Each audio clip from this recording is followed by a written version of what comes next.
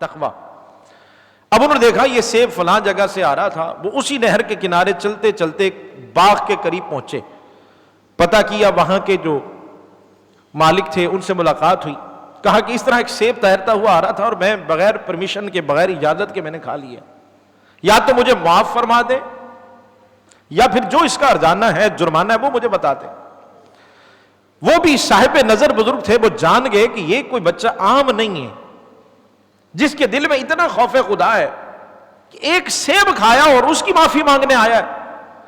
انہوں نے کہا دو شرطیں، پہلی شرط تو یہ ہے کہ 12 سال تک تم میرے باغ کی دیکھ بھال کرو گی،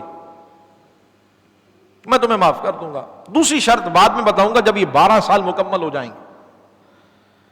انہوں نے کہا مجھے منظور ہے لیکن معافی تو مل جائے گی نا؟ آج تو ہم کسی کا حق مار لے تو ہم معافی تو کیا، ہم تو اس پہ نکھار بھی نہیں لیتے، ہم کہتے ہیں جی ہم چلاک ہیں، ہم ہوشیار ہیں، ہم نے اگلے کا حق مارا اس کو پتہ ہی نہیں چلا، اسے پتہ ہی نہیں ہے۔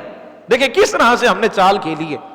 اور یہاں کیا معاملہ ہے کہ صرف ایک سیب کھایا۔ توجہ میرے دوستو، 12 سال تک اس باغ کی دیکھ بھال کرتے رہے، جب 12 سال مکمل ہوئے نا، اب دوسری شرط کیا ہے؟ تو ان بزرگوں نے کہا میری ایک بیٹی ہے۔ کون ہے؟ سارے بولے نا، میری ایک بیٹی ہے جو آنکھوں سے نابینا ہے، دیکھ نہیں سکتی، کانوں سے بہری ہے، سن نہیں سکتی، زبان سے گونگی ہے، بول نہیں سکتی، پاؤں سے لنگڑی ہے، چل نہیں سکتی، اگر تم میری بیٹی سے نکاح کر لو تو میں تمہیں معاف کر دوں گا۔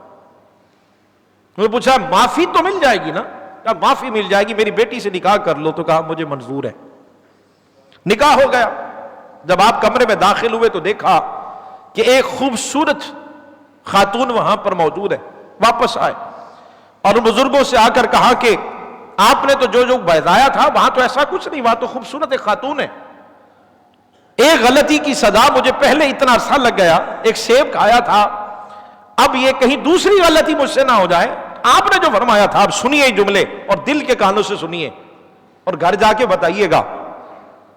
ان بزرگوں نے کہا میں نے جو کہا تھا سچ کہا تھا، اور وہی بچی ہے، وہی خاتون ہے جس کے لیے میں نے تمہیں کہا میری بیٹی ہے۔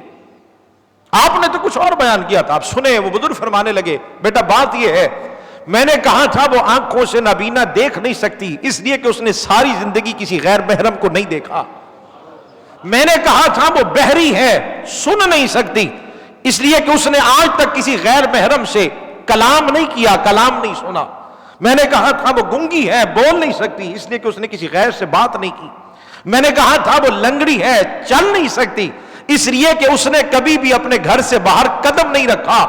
اب مجھے صرف آپ سمجھ کے بتائیے گا، باپ کا تقویٰ یہ ہو کہ ایک سیب کھا بیٹھے بھولے سے، 12 سال باغ کی دیکھ بھال اور پھر شادی کی شرط، اور ماں کا تقویٰ یہ ہے کہ جس نے کبھی غیر محرم کو دیکھا، نہ سنا، نہ بات کی ہے، اور نہ گھر سے باہر قدم رکھا۔ میرے دوستو جب ایسے ماں باپ ہوتے ہیں، جب یہ ملتے ہیں تو بچہ پیدا ہوتا ہے جسے ساری دنیا شیخ عبد القادر جیلانی کے نام سے جانتی ہے۔